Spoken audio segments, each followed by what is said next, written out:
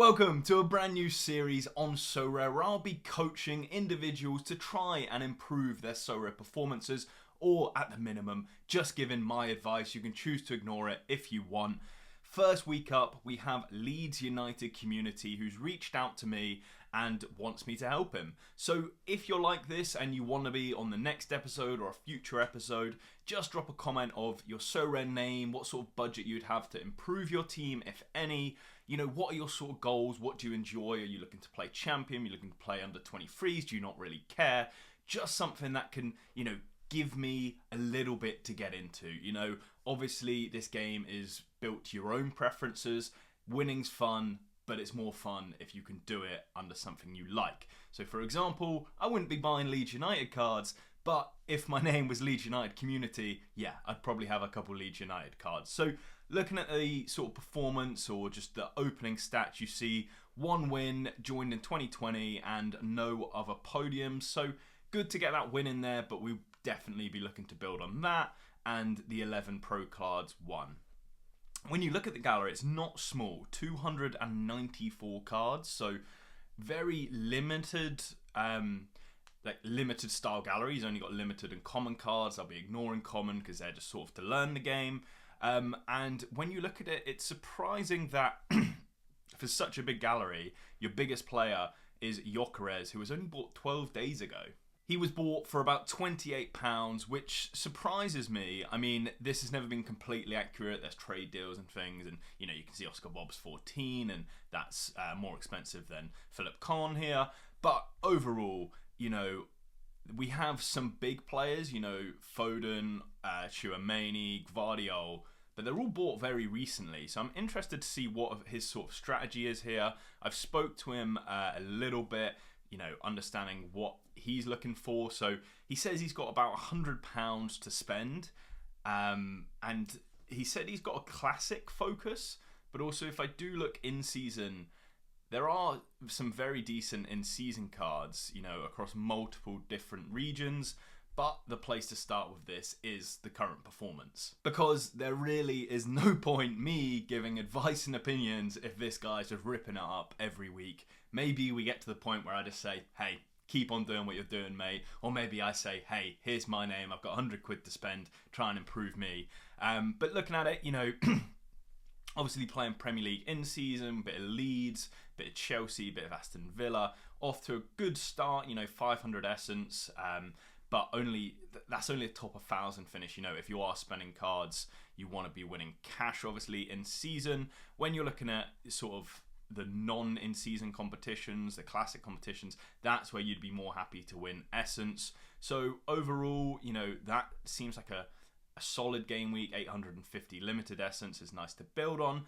Worth noting, it's going to be very Premier League heavy as well, so maybe that helped him craft a card. I should have probably asked how much essence he has in the bank midweek. Always tough to get lineups out. He's playing everyone in All-Star there, and of course we're still trying to put ourselves in divisions. Now this is an interesting approach because this looks like an SO7 team with in-season cards and champion cards mixed, playing in All-Star. So probably not something I'd advise. If you are spending money on the in-season cards, typically you should sort of be playing them in season. I think the problem for me, there is a lot going on here. There is quite a few lineups, and it's tough to sort of gauge where you're specializing. That's always what I sort of speak about on Sorare. Ultimately, it's a free market. If someone's playing well, more people are buying him, he's going to go up in value. Vice versa, playing badly, he's going to go down in value. So what that gives you is a free market where, in theory, every card should be valued correctly or fairly, given all the available information. That's why when someone gets injured, they'll plummet in price because the information we had before was he wasn't injured. That sort of thing. So assuming that sort of free open market, you don't want to put too much pressure on who you're buying. You want to just try and find that little niche that you can exploit. And I find that difficult to do across this many teams. For me, I might have similar amount of teams, but there'll be Premier League, and then they'll be filtering into Champion from previous seasons. So I'm still getting that edge. Of course, the wider you spread the teams out, the more difficult it gets. Here, 300 Essence, for a 300 player gallery, you're really expecting more than that. 1,650 is exactly the sort of thing you'd want to be doing. However, immediately I see a couple of things here, actually. So a 1% boost on a 300 deep player gallery, that's probably not good enough. There is this sort of, how would you say, like, people overlook the vault because it's not fun, it's not glamorous, but if you can just go and put a couple cards in there which aren't really going to change your gallery dynamic too much, then you can boost your rewards. So you do, when you do perform, you're getting an extra 4-5%, which is what I'm at the minute. So when you've got 300 cards, I'm sure there's at least more cards in his gallery that are injured or out of favour that can just go in. And say they get uninjured, you can get them out, as long as they're not all uninjured at the same time or became fit again, might be a better wording for it. I'm going to look at the Premier League teams here because, what you'll notice is there's a lot of depth, but maybe not too much quality. Now, I understand Tosin, putting up good scores, but at the start of the season, he wasn't really guaranteed to be that sort of player. Liam Delap, the same. You're going to get rotations. Oscar Bob, guaranteed rotations. And Mateta, obviously, like, sort of the star of the team if you were buying it pre-season, but, lacking that bit of quality. From my experience, that's not a Division 1 team. That's really going to struggle across the season. And especially when he's sort of gone for two teams, Leeds and... he's actually got 3 teams. And if your first team isn't competing at the top division, the current hierarchy of Sorare, this season in particular, is Division 1 is the place to be. It's where all the cash is made. So if you're playing 3 teams, and I don't believe your first team is going to be able to compete, that's a sort of early warning sign for me. And it's just the most obvious tip, I think, from an outsider. You're just competing across too much at the minute. So what I'd be looking to do is condense that up. All-star teams like this, picking up 100 Essence, you can pretty much just get rid of all them. You're playing a mixture of champion cards, you're playing in-season cards. You want to be capital efficient, which means when you spend money, it's being used. If you're using in-season cards out of season, it's sort of being wasted because you could have bought the cheaper card and used it there. Now, it's not always possible. This is clearly an extra card of the St. Mirren collection, and there's nothing wrong with that. But you want to minimise it. It's like you want to have all of your players playing, but still having the option so you don't get screwed by an injury at the same time. So first thought, you need to condense a few of these. Clearly your star here is going to be Marquinhos, but we'll keep looking through because obviously that's the best week. 300 and then 100 and then 100 and 900 last weekend, which still, for a collection that has a couple of good in-season cards, another full stack here for La Liga, it's probably not good enough, just to be frank. Even at 900 Essence, if you have 300 cards with some being in season, which you've just purchased, for me, I think we can be doing better. Now, in terms of what you sell, I would probably start with Classic. I'd probably try and start a trade deal, because one thing I've noticed immediately here and sort of in your gallery is the lack of star talent. On Sorare, the top cards are priced so high because they perform every single week.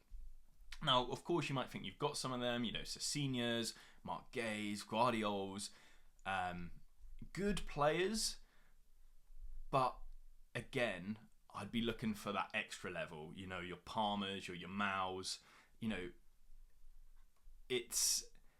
it's also a gallery that's lacking focus. So you're playing contender, challenger, Premier League, La Liga. It's going to be so hard to find your edge. The key to this game is getting undervalued cards, because if you have £1,000 and I have £1,000 and I can get better value cards in my £1,000, then obviously over the long term I'm going to win. And the problem is, trying to do that across every single football league is impossible. You know, you have players like Sorare Japan that are just experts in the league, and soon as, you know, a cheap card goes up, they know he shouldn't be at that price. I like to think of myself a bit like that in the Premier League. You know, I've not got insider information or whatever, but I've played the game long enough where if I see two cards, I can probably identify which one's better value if they're at the same price. One thing as well that I only know about this because he sort of told me is Gyökeres. So he's already told me that he wants to sell Gyökeres. He's going to be putting him up now, not really happy with the performances already. Now, I agree with that to some degree. You know, Gyökeres has been underperforming at Arsenal. He doesn't give me that sort of flair. But in my opinion, you're almost a day late and a dollar short, to quote my favourite F1 commentator, because you bought this guy 12 days ago as your most expensive card, at least that I've seen, you know, one of your most expensive cards. Let's play it safe. You know, decent enough XP for a historic card, you know, 4%. That's the best you're going to get on the market. A lot of them will be 0, 1, 2% if you're buying the floor, which I assume you are. You know, recent sales are right around there, so you're ultimately going to be losing 5%, because when you sell a card on Sorare, you lose 5% of tax. That tax goes to Sorare. It's part of the game. So what you want to avoid is basically what I'm going to call churning, which is players coming in, players going out, you know, immediately after a couple bad performances or a couple good performances. You know, in your when we look to the new cards brought in, I can see, you know, an hour ago you're buying cards, even though I've said, you know, I'll do this review and get it up for Friday. It's like, it's almost like a panic to buy cards. You've already got 300. You need to be doing the opposite. You need to be condensing your gallery down and picking a focus. So I'm a bit confused whether it's in season or out of season, because you've got a couple good in-season teams. Well, you've got a couple of in-season teams, you know, all these guys. But there's just, again, just sort of no focus except for maybe stacking. And I don't have a problem with stacking. I think you just need to be very smart with it when you're doing it for budget teams, because just waiting for, I don't even know what team this is. Was it Deportiva Alaves? When you're waiting for them to have a good week, that's fine. But you could be waiting all season, and you could wait all season and Barcelona win 5-0 and Madrid win 2-0 and you win nothing anyway. So when I'm playing an undervalued stack, or, you know, a stack, I like to mix it in with a smasher as well. Now, I know the point of playing an undervalued stack is to sort of get your, you know, get it on a budget, but you won't be able to compete on a budget if you're in Division 3. And what a smasher allows you to do is have a player week in, week out that will keep you in a division, or maybe put you up a division if, you know, your team have a good game as well. So that when your undervalued stack has the worst opposition in the league, they do have a good score, you're getting your maximum potential returns. Doesn't mean you have to win it, but a stack like this running every week, by the time they get a good fixture, they could be third. So it's like, you run the Madrid Barca risk every single time you have a good week, and also you might not be able to capitalize on it if you're just running them. So, you know, I would recommend what I would do. You've got some top quality Premier League cards. You also have made it very clear that you want to compete in Classic, which I have no problem with. I'd probably, you know, if you're putting new money into the game, definitely in season. If you're already built for Classic, yeah, okay, I can see building into Classic and getting some top cards. But if we were to say, you know, either Premier League or La Liga, they've definitely got the most upside. And for a 300 card gallery, I don't know how much you've spent. I'd assume it's in the £1,000 range. You're wanting the top performing leagues, right? So if we're looking at Premier League, you've got a good base for classic cards here. But again, it's sort of all over the place. We'll ignore Leeds because it's probably your team and, you know, fine. Why have we gone in season Matty Cash then? Is that the star? Then you've got Tossin, then you've got Chris Richards, Carl Darlow. It's like you're buying loads of classic stars to sort of play champ, but you've got a decent enough base where at the minute, Delap's obviously out, but this guy's playing. You've got your lead stack. You've got Rico Lewis who can come in. The other problem I'm not liking is when you're buying these cards, you need certainty. So I often say on my Sorare journey, it's not about having a card that can perform well. It's about knowing when they will perform well. That's the key. So, for example, my own journey, I'm always buying wingbacks because wingbacks do really well against weak opposition and it's predictable. When you're buying someone that's like, I don't want to say Bruno Guimaraes because I quite like him. Maybe say Joelinton. Joelinton can put up great scores, but knowing when he'll do that, it's near impossible because he plays box to box. So sometimes it's winning duels, sometimes it's scoring. It's really hard to know. And this is the problem you're going to have, but even worse with rotations. Like, never would I consider buying an Oscar Bob or a Rico Lewis. Their positions are so contested. So even when they do have a good fixture, you've got to divide their score by 50 because they're only 50% likely to play. Because half of the time you're going to get 0, half of the time you'll get 100. You're going to average 50. It's like, for their prices, you can just get a guaranteed 50 scorer. Go buy Bruno Guimaraes or someone who's guaranteed to play, guaranteed to put up a 50 against anyone. So, firstly, stick to a strategy. At the minute it seems like you're getting caught up in the bright lights, the slot machine type vibes of Sorare of card here, buy, sell, buy, sell. But you're just churning your own money. You're losing 5% on everyone. I admit Gyökeres hasn't had a great start, but you've got to give him more time, It's the same as the Arsenal fans. You've got to give him more time.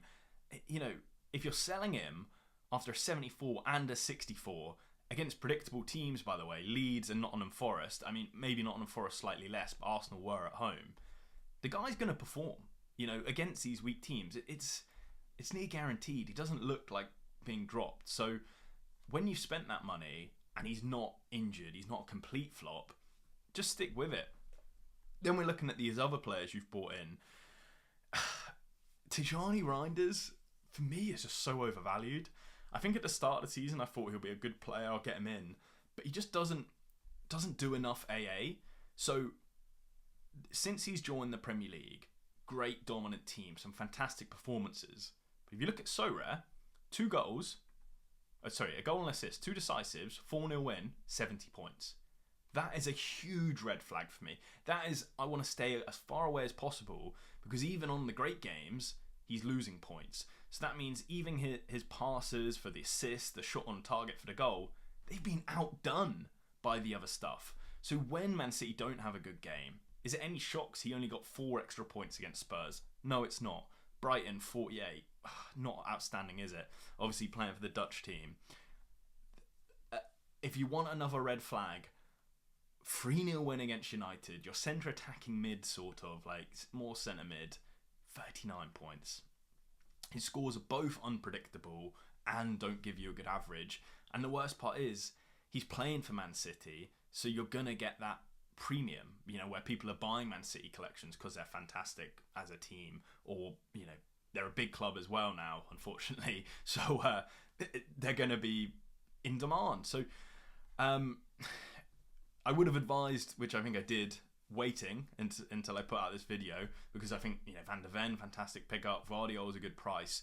But if you just bought these, I'd much rather just one Van Dijk, one Salah, because you've got your champion cards already. Because you've got to remember, if you are playing classic, which you want, it's champion. So Chouameni can come in. Obviously, we mentioned Gyökeres, Marquinhos in season for some reason. There's another page of players which is slightly better. Tosin Adarabioyo in season. All the Leeds boys when they have a decent fixture. Robert Sanchez, Willy Gnonto, Savinho's got a chance. What I would be doing is, if it's champion you like, I don't care if it's challenger, I'm just going to recommend champion because I know more about it. You've got good enough players, you're looking for a star, you're looking for a Palmer, you're looking for a Saka. Someone I probably would have bought is Saka because you're not desperately in need of him now, and he'll probably be back in 2 game weeks time. So you're saving on his price. You know, Tchouaméni probably fits into that bundle of hard to predict because he's a CDM, and when you're a CDM for Real Madrid, it's hard to be that busy.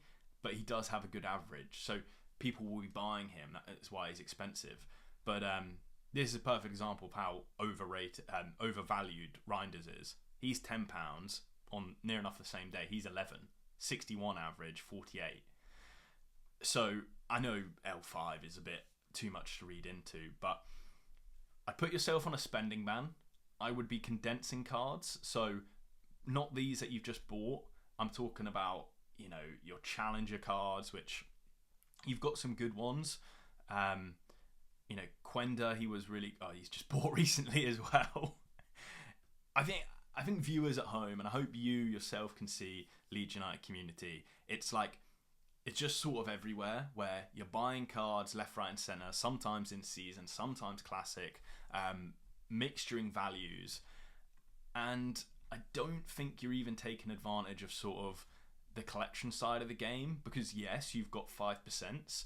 Now, again, I'm ignoring Leeds, but I think 5% is too much. You know, think of how much extra you're paying to get to 5% for St. Mirren. Is there any cards that you're thinking, yeah, I'd pay £50, £100 to get, you know, 5% of this guy's score? For St. Mirren, there's probably not. If you did it for, I don't know, Man United, so you could do Bruno, that makes sense to me, you know, if you're going for 5% there. But I think the happy middle ground is 2-3%. You can get that just by buying players off the auction, and it doesn't really require much. So I'm seeing a lot of, let me just keep it on the actual limited. I'm seeing a lot of collections, but it seems not in a great way. And especially, you're going to be struggling to get these when they're already built. So if I was you, I'm raising money. I'm not selling these guys I've just bought in because, you know, they're decent enough cards. But we also need to sort of lock down on a team, because scattergunning across different players can work, but across 7 players, correlation is key. So what you want is players performing well together. That's more likely to happen when they're in the same team. So, you know, you could buy 2 wingbacks for the same team. They don't have to be, you know, hugely expensive. You could get Mazraoui and I forgot his name, Dorgu for Man United. You know, they're going to be ultra cheap at the minute, but if they play a weak team, you'd hope they'd beat them. Same thing can be said for maybe like a Crystal Palace, where you can get Munoz and someone else, or, you know, I think the spending ban would be great. And if you're not interested in season cards, you're just going to have to get rid of them. You know, Marquinhos is a fantastic card to have, but who are you actually linking him up with in League One and League U? I didn't see anyone initially. Click the wrong one. Yeah. So, I mean, you've got 2 goalkeepers, a forward who averages, doesn't even play some of the games. Was this a purchase? £7? Now, I don't know about this guy, but, you know, you want to be avoiding under 21 players if you're not playing it, because people will be buying a premium on him. Okay, you crafted Marquinhos, to be fair, so yeah, not going to keep going on about that, but 24 days ago, mate, just get him sold. Like, he's a good card, but you can use that. How much is he going for now? This will be, 30, we'll call it 30, especially with the special edition. That £30 could be so much more beneficial to you. If we flick back to, it's going to be my lineups, isn't it? If we flick back to his performances, the other thing I noticed on sort of my initial dive was a big focus on All-Star. Now, my other tip for managers is that you always want to minimise the amount of people you're playing against. All-Star, 34,000 people and growing every week. This is not your region, you know. You get to get up there. Like, this is a really solid score, 528, and you're only going to get 500 essence and 28 points away.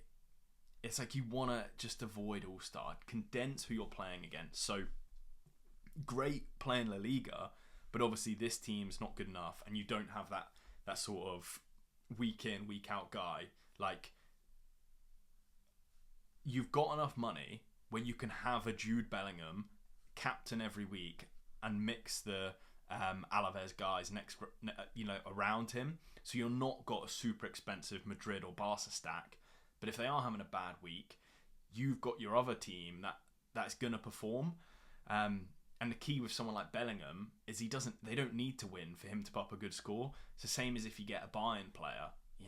They even when they lose, they put up great scores. That's why it's so annoying to play against them. So definitely condense your number of teams and be smart about your selection of where you play. You don't want to be putting your best scores in All-Star. I don't know if that was luck or that was calculated. If it was calculated, it was actually miscalculated, because you'd be better 90% of the time just playing more condensed. And one thing I note as well, there's no arena entries, so your gallery is really going to thrive because of the size of it and because of sort of the budget element of it. You're really going to thrive in these capped competitions. You don't have that in All-Star. The only place I'm aware of it is specials, which I don't think we've seen yet. Oh, I suppose we had that La Liga Classic for, what's it called? El Clasico tickets. But you don't... You're going to thrive in the arena because it's 260 cap. You've got 300 cards to choose from. Everyone else has about 50 on average. So if you know your gallery and you know sort of, okay, this guy's coming back from an injury or this guy got a really weak fixture, but at the same time, I'm flashing back to what I said before, that's harder when you've got this many cards. Now, you haven't complained about struggling to manage them, so exactly, I think it's perfect for you. You need to focus more on what competition, also teams, and if you can try and get a little bit of XP and collection bonus, that would be key.